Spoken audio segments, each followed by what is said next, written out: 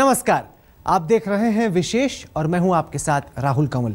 दिल्ली के मुख्यमंत्री अरविंद केजरीवाल कोई फैसला लें और उस पर बवाल न हो, ऐसा बहुत कम होता है। नया बवाल मचा है महिला आयोग की चेयरमैन को लेकर। बरखा सिंह का कार्यकाल खत्म हो रहा है, लिहाजा अब केजरीवाल ने अपनी टीम की पुरानी साथी स्वाति मालीवाल को महिला आयोग के अध्यक्ष की कुर्सी सौंपने का फैसला लिया है।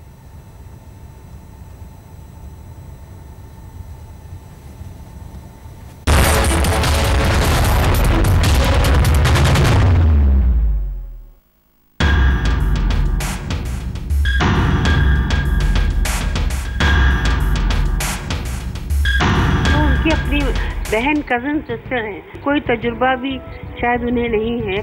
केजरीवाल सरकार की आंख की किरकिरी बनी दिल्ली महिला आयोग की अध्यक्ष बरखा सिंह के दिन पूरे हो गए। सियासत की बिसात पर अपने प्यादे फिट करने की मुहिम के अगले चरण में केजरीवाल सरकार ने इस पद पर स्वाति मालीवाल को सेट करने का फैसला कर लिया।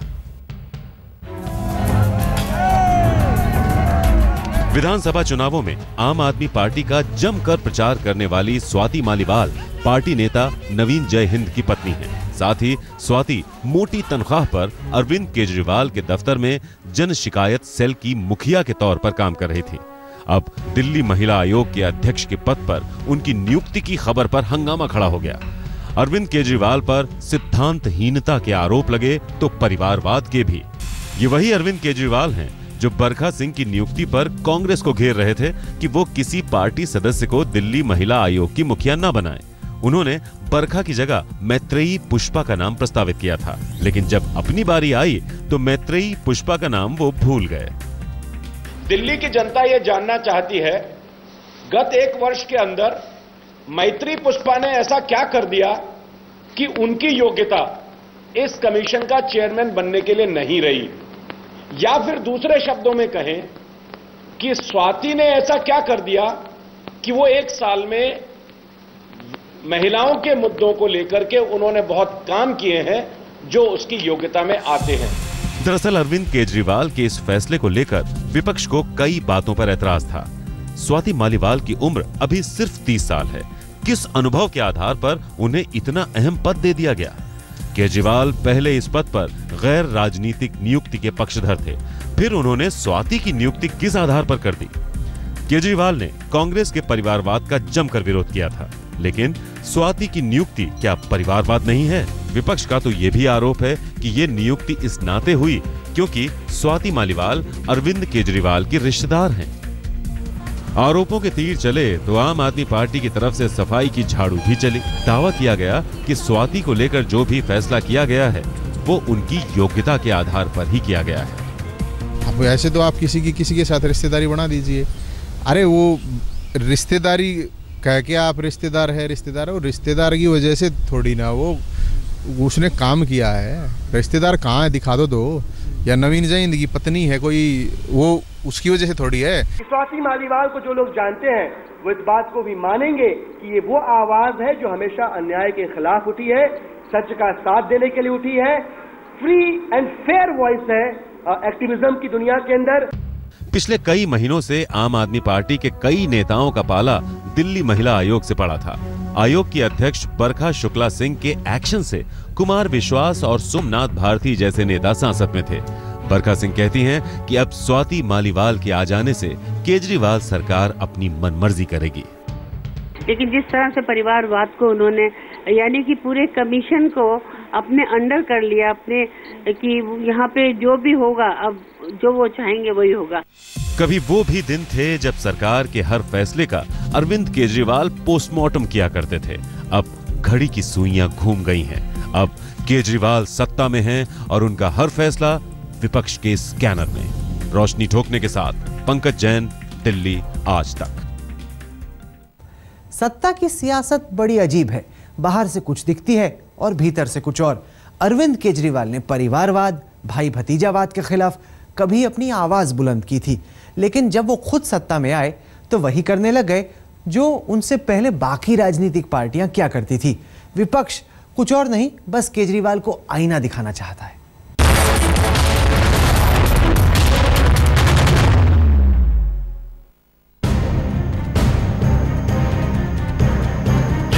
जीजाजी तो जो देश में गत वर्षों में परंपरा चली, उस परंपरा का निर्वाह लगता है कि आम आदमी पार्टी कर रही है।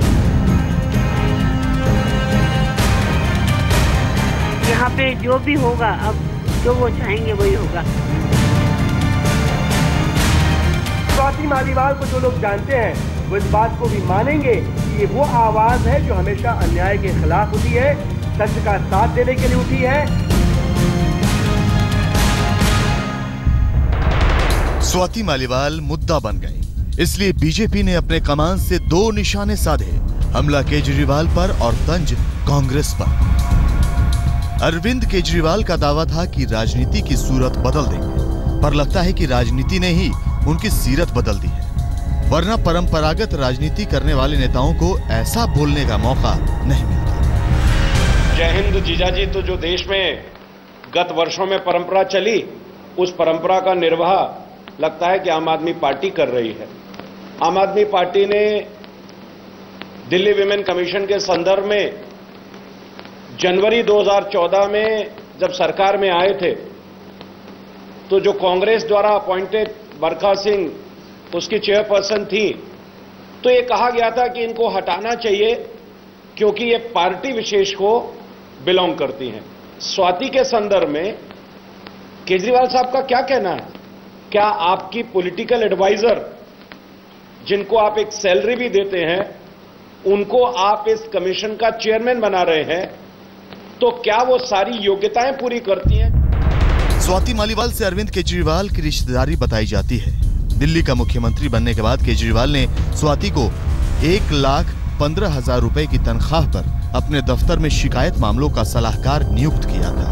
उस वक्त भी भाई भतीजावाद और अपने अपनों को रेवड़ियां बांटने के आरोप अरविंद केजरीवाल पर लगे थे।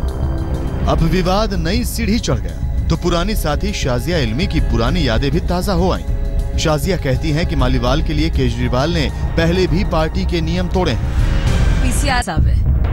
स्वाति मालीवाल की नियुक्ति पर सिर्फ भाई भतीजावाद और पक्षपात के आरोप ही नहीं है, बल्कि स्वाति मालीवाल की योग्यता पर सवाल उठ रहे हैं।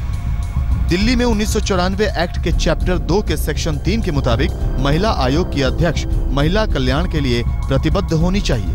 सब सेक्शन 2A में कहा गया है कि महिला कल्याण, प्रशासनिक सेवा, आर्थिक विकास, स्वास्थ्य, शिक्षा या समाज कल्याण के क्षेत्र में 10 साल का अनुभव रखने वाली महिला को महिला आयोग का अध्यक्ष चुना जा सकता है। इसी धारा के आधार पर बीजेपी और कांग्रेस अब आम आदमी पार्टी को घेर रहे हैं। जो योग्यताएं एक्ट के हिसाब से पूरी होनी चाहिए, महिलाओं के उत्थान के लिए स्वाति जी ने कुछ मूवमेंट किया होगा, महिलाओं की प्रगति के लिए उन्होंने कुछ आंदोलन चलाए होंगे, महिलाओं के लिए उन्होंने कुछ काम किए होंगे। अगर ऐसा नहीं किया है और केवल पार्टी का वर्कर होना उनकी योग्यता है, तो ये क्वेश्चन मार्क खड़ा करता है। हम जानना चाहेंगे कि क्या इसका प्रोसीजर क्या है, किस हिसाब से उन्होंने क्या एप्लीकेशंस मांगी थी। स्वाति जी का क्या है, बहुत ही यंग लड़की है। देखिए, दिल्ली कमीशन फॉर वुमेन का चेयरपर्सन बनने के लिए एक जिंदगी के अनुभव होना बहुत ज़रूरी है। जिस तरह से केजरीवाल जी अपने घनिष्ठ पार्टी वर्कर्स को जिस तरह से वो प्रमोट कर रहे हैं, तो इसको हम नेपोटिज्म, इसको हम फेवरेटिज्म क्या नहीं बोलेंगे? जब केजरीवाल सियासत के खिलाफ बगावत का बिगुल बजा रहे थे, तब कांग्रेस और बीजेपी की तमाम नियुक्तियों को रिश्तेदारी, काबिलियत और भ्रष्टाचार की कसौटियों पर तौलते थे। लेकिन अब सत्ता में है तो अपने आप ही पक्षपात भरा कदम उठा रहे हैं। तो लाजमी है कि कांग्रेस और बीजेपी चुप नहीं बैठने वाले। रवीश पाल सिंह के साथ अमित चौधरी, दिल्ली आज तक। आप देख रहे हैं विशेष। आम आदमी पार्टी जब बनी तब यह तय हुआ था कि यहां परिवारवाद नहीं होगा, अहम पदों पर राजनीतिक नियुक्तियां नहीं होंगी। लेकिन सरकार बनने के बाद तो अरविंद केजरीवाल ने अपनों को जमकर रेवड़ियां बांटी, ऐसे लोगों को नौकरियां दे डाली जो उस पद के लायक ही नहीं थे।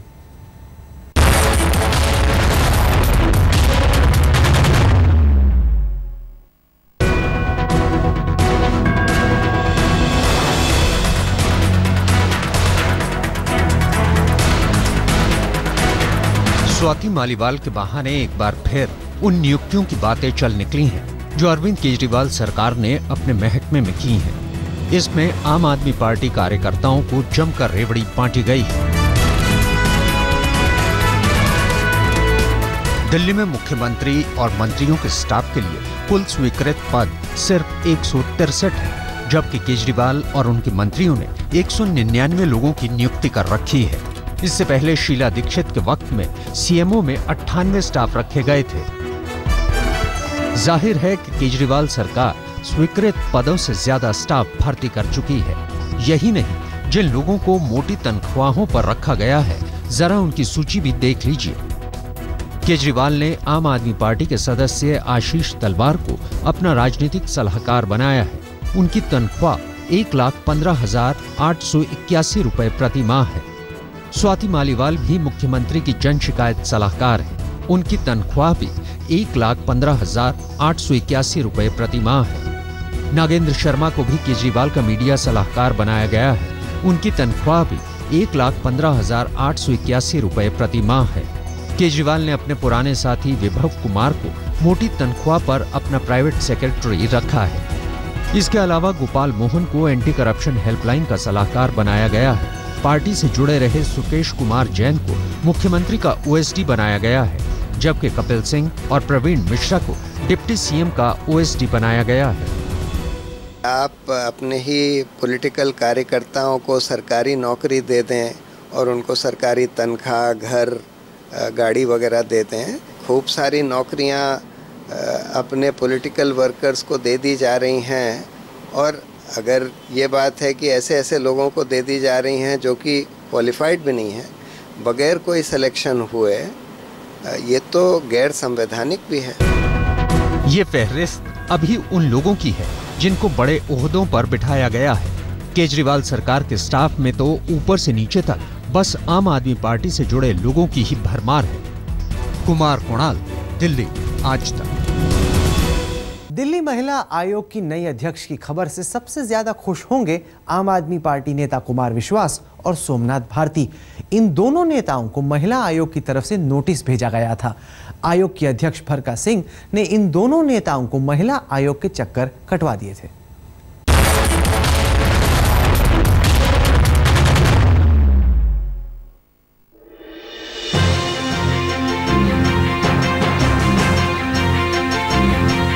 आम आदमी पार्टी के दो बड़े चेहरे जब महिला उत्पीड़न के मामले में घिरे, तभी अरविंद केजरीवाल को महिला आयोग के अध्यक्ष पद की ताकत समझ आ गई थी। बरखा शुक्ल सिंह ने दोनों ही मामलों में तेजी दिखाई थी। 4 मई 2015 को दिल्ली महिला आयोग ने कुमार विश्वास को अमेठी में आम आदमी पार्टी के एक महिला कार्यकर्ता के यौन उत्पीड़न की शिकायत पर नोटिस जारी किया था। 11 जून 2015 को दिल्ली महिला आयोग ने सोमनाथ भारती के खिलाफ भी नोटिस जारी किया था। सोमनाथ भारती पर उनकी पत्नी लिपिका मित्रा ने घरेलू हिंसा के आरोप लगाए थे। अब 18 जुलाई को बरखा सिंह का कार्यकाल पूरा हो रहा है, तो जाहिर है कि 2 झटके खाने के बाद केजरीवाल चाहेंगे कि महिला आयोग उनके किसी करीबी के पास रहे तो बेहतर। आज तक ब्यूरो। विशेष में आज बस इतना ही। देश और दुनिया की बाकी खबरों के लिए आप देखते रहिए आज तक।